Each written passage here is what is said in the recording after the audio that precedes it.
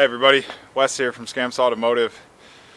Today I'm working on a 2012 Fiat 500C. This is the 1.4 liter non-turbo engine. I had one of the spark plug tube holes here. Cylinder number one was full of oil, and so it shorted out the ignition coil and was causing the engine to miss real bad. Well, I obviously could I put a new coil in it, got it running well, but you know, eventually the oil is just going to ruin it again. So I got to do the valve cover gaskets.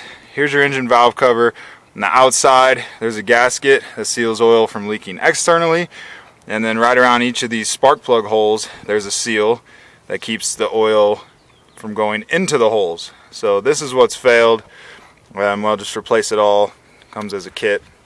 So, but I wanted to make a video about this one because I looked at the labor time, you know, to estimate the job, as I always do, and it was like 5 hours. And I'm like, how can that even be possible for a 4-cylinder engine? Usually it just, you take some stuff off top and it pops right off. Well, I figured out why.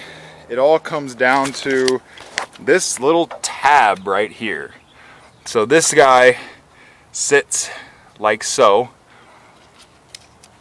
It's attached to the intake manifold and it covers the valve cover. Well, if you look at the service manual, the way they tell you to do this job is you have to remove the entire intake manifold just to get the valve cover off because of that. so that looks like a huge pain in the ass, the way it's crammed back there. So my thought, why not just cut it off?